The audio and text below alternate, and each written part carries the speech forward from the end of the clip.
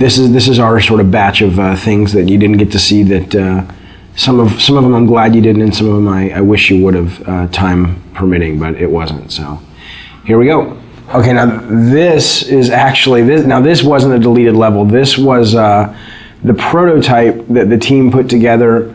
I don't even know what the date on this is, but 3 years ago, and it was really just to get the basic mechanics, not even tuned or anything, but you could run, you could swim, you could swing, and if you look at this level a little bit, you'll see we certainly didn't reuse any of the main art, but you'll see kind of like that shot there is sort of the precursor to some of the shots we have in the game.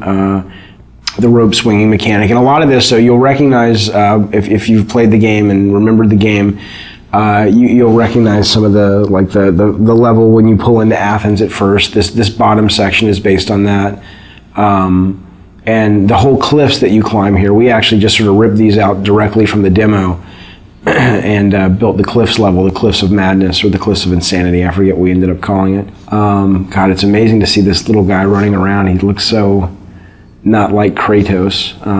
That guy there was the original Cyclops who's dying, who just never really looked like a Cyclops. He just looked like a big guy with a stick. And then this was the room, the only room that we built that was like the final room, and everything else was kind of rough. And I remember seeing this and going, everybody saw this and said, man, this looks awesome. And then we were like, yeah, but how in the hell are we going to get, all the levels in the game looking as good as that? And I don't know if we ended up getting them all looking as good as that, but I think we came a lot closer than I thought we would. This level is pretty cool. This was our test level for the Icarus wing. So when Icarus and Daedalus, the Icarus story where he flew too close to the sun with the wings that he had made, and the wax melted and he fell to his death. That was sort of the inspiration for the mechanic. And I still love this. I absolutely wish this had made it into the game. We just, it really came down to time and going, what, let's focus, let's get our fighting really good, and let's get our platforming better, and let's get our puzzles working, and maybe we can come back to this. And as is often the case, you just never have the chance to. So I'd love to see something like this, in future God of War titles, because I think it's a great, it's just fun. I mean, it's fun to fly around. And what was cool about this is it wasn't just a flying level. It was, you could land and you could walk around, and it was a seamless experience versus, now it's time for the flying level. So that was pretty cool. Yeah, I look at this now and I'm like, damn, we should have gotten that in. It would have been awesome. These were the original Harpies. They were a lot bigger. They still read better. They look awesome, but we just realized we needed more of like a bat-like, small, like little annoyance enemy. These guys played like the skeletons, basically, flying versions of the skeletons, and there just wasn't much of a difference in gameplay, so we ended up kind of shrinking them down and making them bats. And this was what we call the Mounting the Titan level, which is Kronos, the giant titan in the desert. And sadly, right now, the only way you get on the Titan is through a movie. And originally, this was how it was going to be. You see this big thing, it's like a big watermelon in the background. That's actually Kronos.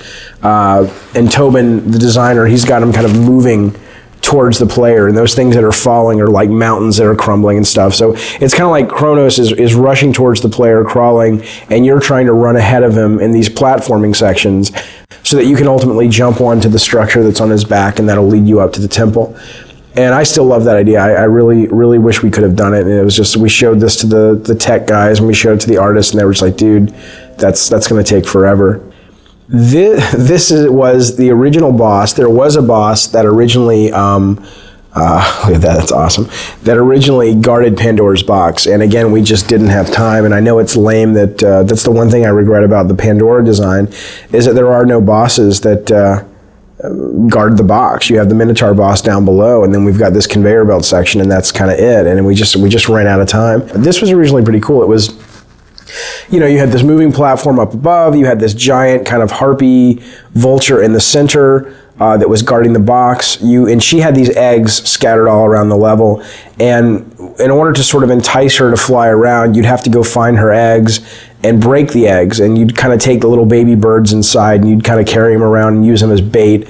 And again, not only was it kind of a cool mechanic because you were slower as you carried these things around, but also I think it really helped with the character of Kratos. I mean, here he is, cracking open eggs and ripping out little infant birds and using them for his own his own desires and really pissing off this mama bird, I thought was pretty cool. So here's just another quick idea. These are almost like little sketches for levels, you know, where you have a big open environment and then you've got the walls come down and it becomes a maze, and you either do something and the walls come back up, or it's on a timer. I mean, we did tons of these things, you know, where I'd have an idea or a designer would have an idea and it was like, you know, try something like this. So this level is actually a level that we went so far as that we showed the press, we got it in magazines, and this was really a hard cut for us to make, and especially for me to make. I love the mechanic of it, and I love the platforming and the concept. And the concept was that you're riding this elevator, and you know, if you get knocked off, obviously you'll die. And if you get off the elevator, the idea was it was going to originally be being chased by this massive sandstorm.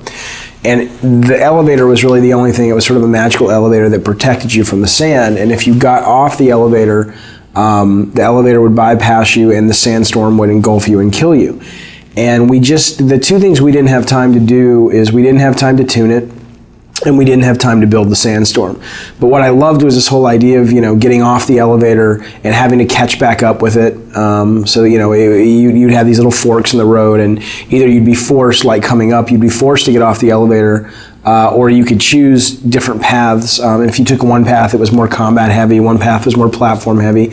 And as you can see, I mean, we had this pretty much finished from a standpoint of the art and the setup, but we were missing the big sandstorm, and we were missing the tuning time to really make this fun, and so it ended up getting cut. This I love. This was great. This is great. I love this for the elevator. Now it gets smaller. I guess we talked about putting this in the actual, oh, see, they suck. Whoever played this couldn't keep up with the elevator, but that was the whole idea, trying to keep up with the elevator. So it's tough. It's really tough when you have to cut ideas that you're really passionate about out of the game, but you do so you can make the other ideas that you do have in the game shine even brighter. So it's sort of a constant process, or it's a constant aspect of the process that's just a really tough thing that you go through, but I think it's worth it because it makes the overall product better.